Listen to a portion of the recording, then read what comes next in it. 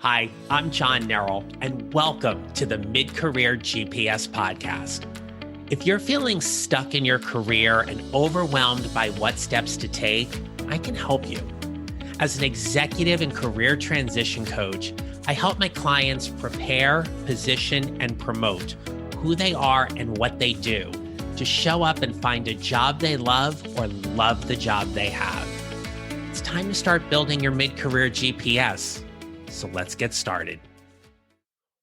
Welcome, everyone. Today is episode 3, and we're talking about navigating your mid-career transition arc.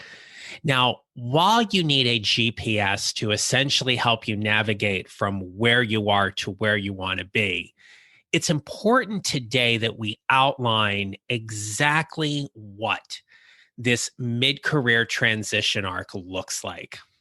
So as we get started today, I want to let you know that today's episode is sponsored by my book, Show Up: 6 Strategies to Lead a More Energetic and Impactful Career. You can find it on Amazon, and currently for the month of January, the Kindle edition is at $1.99. So this is a great chance for you to learn a little bit more about how I define what it has meant for me to show up in my career, but also a little bit more insight into the kind of work that I do with my clients. So certainly go ahead and check that out. But for today, career transitions are stressful, especially at mid-career. There are so many responsibilities and obligations that we as mid-career professionals have that one of the last things we want to do is ever come across or be perceived as being looked at as someone who is shirking our responsibilities or is not giving it the attention that it deserves. It's why when we navigate these career transitions, showing up matters, and it is a vital component to your career success. Now, for me, my career path has been messy, but it's mine. The plans that I had when I was younger certainly didn't pan out in the way that I thought. In fact, making a mid-career transition like I did came with a lot of risks. And on paper, some probably would have figured that I should never have done it. But I am so glad that I did, because for not only professional but personal reasons, things worked out.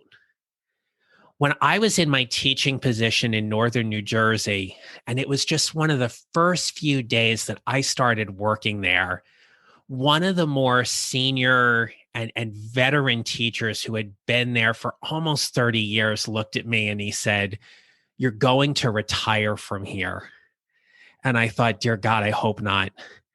It's nothing against that. It wasn't a great place to work, but thinking that I was going to be in the same place for 30, 35 years was not something that I saw then. And after 14 years, I knew it was time for me to move on. But in those moments of figuring out exactly what is next, it is where this idea about having a career GPS began.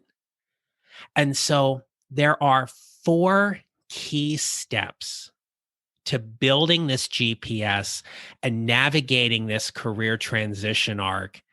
And there is one of those 4 steps that is overarching through the first 3. So the first step here is about preparation. It is recognizing that moment when you go, yeah, something's going on inside of me. And I think I want to start looking, but I'm not exactly sure what that is or where that job is. So in the preparation phase, you're focusing more on things like your attitudes around your current position and where you want to go. You're thinking about your strengths and how you can leverage them into a new position, but also thinking more specifically about what it is you want to do. Maybe you want to level up and have more responsibility, or maybe you are looking to do something a little bit different and figuring out how you want to transfer those skills. In the preparation phase, you're working all of these things out and ultimately identifying where is your value to your current organization or to a new organization that's going to be most advantageous for them and is also something that's going to make you happier. Now, after the preparation phase, this is when you start to position yourself. It's about getting your resume updated. It is about optimizing your LinkedIn profile, communicating your unique professional value statement when you are beginning to network. But in positioning, the other piece here is that you get really, really intentional about the kind of jobs you want to apply to. I'm a firm believer in that when I coach my clients, I want them to be very intentional in this positioning phase. This isn't about throwing spaghetti at the wall and looking to see if it sticks. This is about being really clear on their value. And when they're looking at that job posting going, I could do this, I could help them, this sounds like me. This is where I want to move to. And in the promoting phase, what we're talking about here is how you are networking, how you are interviewing, communicating your value, finding ways to really demonstrate that you are ready for whatever is next. One of the best things you can do is that if you are looking to level up in your position, figure out what the competencies and the skills are in the position above that or where you want to go to and start demonstrating that. Promote yourself in terms of who you are and what you do by demonstrating those skills and competencies, and start envisioning exactly what it would be like for you to be in that role, even if you are not officially in it. Now, the last component here in navigating this career transition arc and a vital part to building your mid-career GPS is about how you show up. Now, when I talk about showing up, I am talking about the very specific energy, an energy in a way that is attached to a specific thought, an emotion, an action, as opposed to seeming like it is very ethereal and kind of woo-woo, right? This isn't the opportunity for us to pull out the guitars and strum them and sing Kumbaya, right? And being energetically is being very actionable and targeted in terms of your presence in how you show up. Now, in my book, I define these 6 specific key strategies. And if you follow me on Instagram at John Nerrell Coaching, you will often see that I tag a lot of my posts with the hashtag show up 6 strategies. And the reason being is that I want to be really clear about what it means for us to show up. So we're talking about setting ground rules and having intentional conversations, owning where you are, welcoming new opportunities, using your genius, protecting and promoting your brand. And I'm going to go into more of those strategies specifically in the next podcast episode, right? So there's definitely more to come with those. But I remember when I made this big move from this district I worked at in northern New Jersey to come to DC public schools and manage or be one of the managers for their instructional coaching program, I found myself a little over a year wanting to make another move. And the move was an opportunity to level up and go work for the Office of the State Superintendent of Education in Washington, D.C. And knowing that I had just come from a really big career, professional transition, and also a personal one that moved me from New Jersey to DC, this was also an opportunity for me to fine tune those strategies about preparing, positioning, and promoting in navigating this next transition. And so being able to do that, like one of the biggest lessons that I learned in all of it was to get so specific about my value and how I was communicating that. Career transitions are not easy. They are a lot of work. Even if someone gives you a great tip or they give you a lead about a new job, there is still a lot of work and energy that you need to do in order to make that transition a reality. And so the other component here is that when we manage our mind drama during our mid career transition, it serves us really well because our minds can go all over the place with things, right? In this arc, it's really about searching for what jobs are possible, finding the job, then applying to it and making that move to go into that job. And so you might have things like imposter syndrome come up for you, where you are always questioning that there is somebody else out there that is better than you for that job. And that may or may not be true.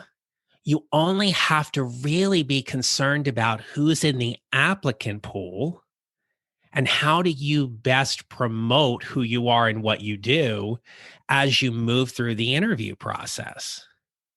You may not be the best possible candidate. There may be other people on paper or on LinkedIn on their resumes and stuff that look far better than you do, but you have something that they need. And you are the right person for them at this time.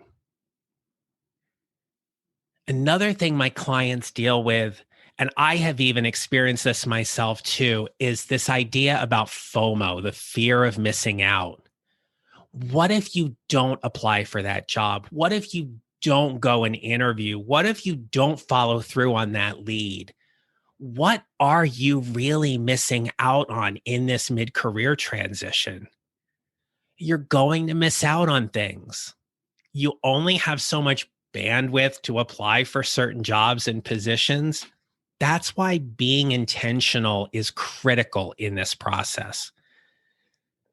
When you're intentional, you're so specific about the kinds of jobs you are applying to.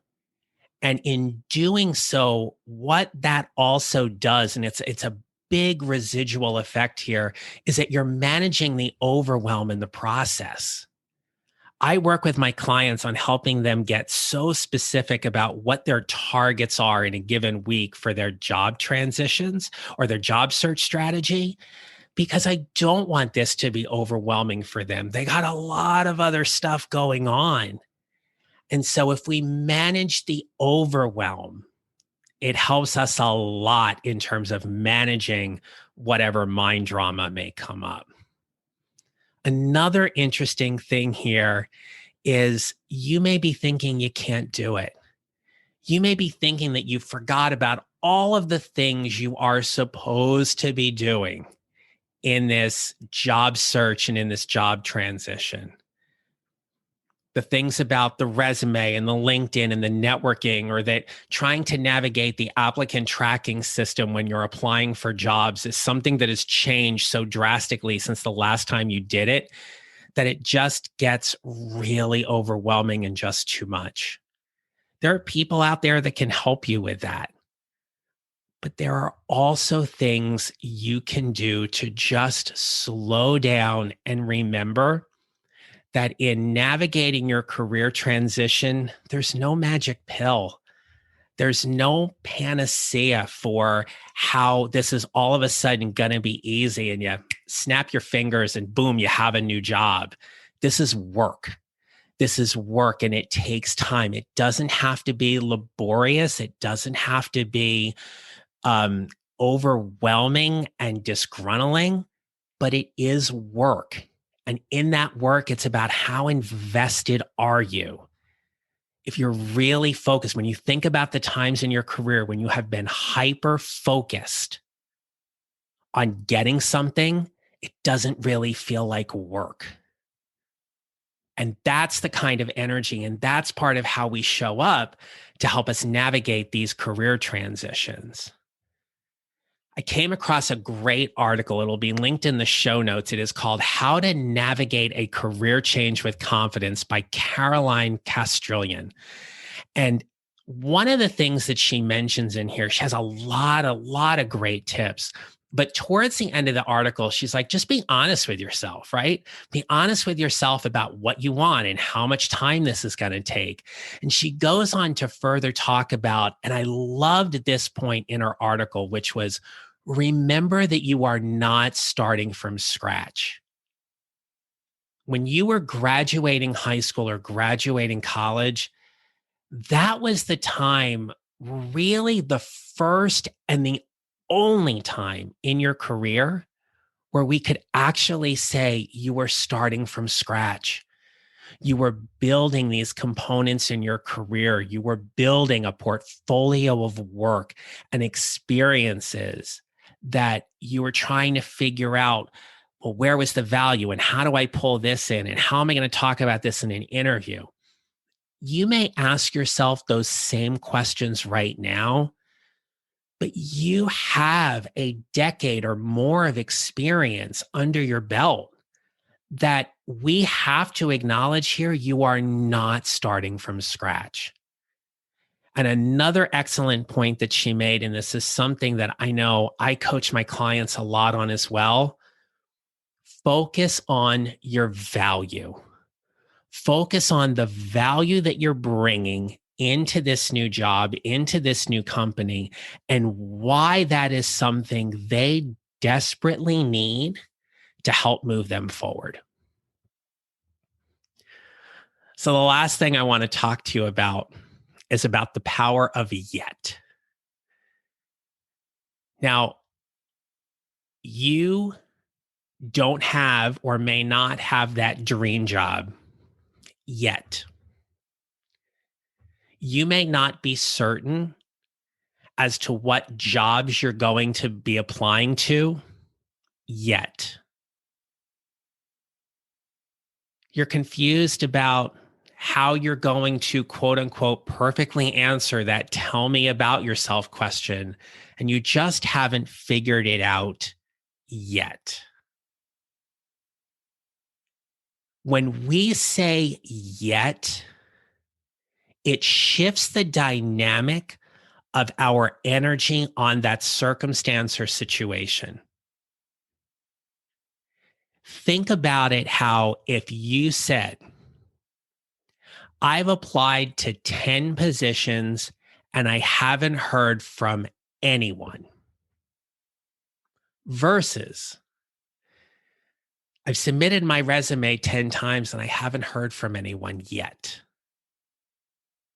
When we say yet, we set ourselves up for an expectation that it's coming, that there is information that is coming our way. We never want to overlook that. In the power of yet, we acknowledge that something is coming, something is happening, and we are taking one step at a time to help us get there. The other thing about acknowledging and saying yet is that we admit there is a level of frustration here. I've put in all this effort and I haven't heard anything yet. I've gotten to the final round of 3 interviews and I haven't been selected yet. The power of yet is a huge energy shift for you. And so I invite you to think about when you can use those 3 powerful letters and help you shift your energy as you're navigating this career transition and building your GPS. All right, so today we talked about a lot of things. We talked about the 4 steps in terms of building your career GPS, about preparation, positioning, promoting who you are and what you do, and letting my show up 6 strategies be that overarching tenant or arc for you, if you will, across how you are navigating.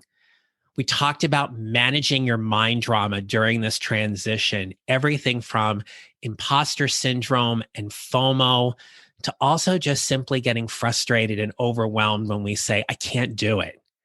And then the power of yet, imagine saying, I can't do it yet. There have been so many things in my business that I have struggled with trying to figure out, and being able to say, I can't do it yet, or I haven't figured it out yet, has been a game changer for me. And I hope it is for you too. Career transitions are just that. It is a shift from where you are to where you want to be. And it is happening. That's the thing. It is happening right now. You are actively doing that. And that end result of you finding that job and being the selected candidate and moving into that position, that's also coming too. And for you, it just may not have happened yet. All right. I wish you a great rest of the day. As you listen to this podcast, you've certainly been putting some effort into building your mid-career GPS. And so don't forget, if you want to join a supportive group of people just like yourself, I invite you to join my private Facebook group called Your Mid-Career GPS, and check out more information on my website at johnneral.com. All right, make it a great day. And remember, how we show up matters. I will talk to you next time. If you enjoyed today's show and don't want to miss an episode, subscribe on Apple Podcasts or wherever you usually listen. If you haven't already, I'd appreciate it if you would leave me a rating and review to let me know what you think, to help others find this podcast and continue to bring you relevant and useful content to help you navigate what's next for your career. And if you're ready to create your mid-career GPS and get rid of the overwhelm so you can find the job you'll love or love the job you have, visit my website at johnneral.com for more information about joining my private Facebook group and scheduling a free consult with me so we can start building your mid-career GPS together. Don't forget to connect with me on LinkedIn and follow me on social at John Neral Coaching. I'll see you next time.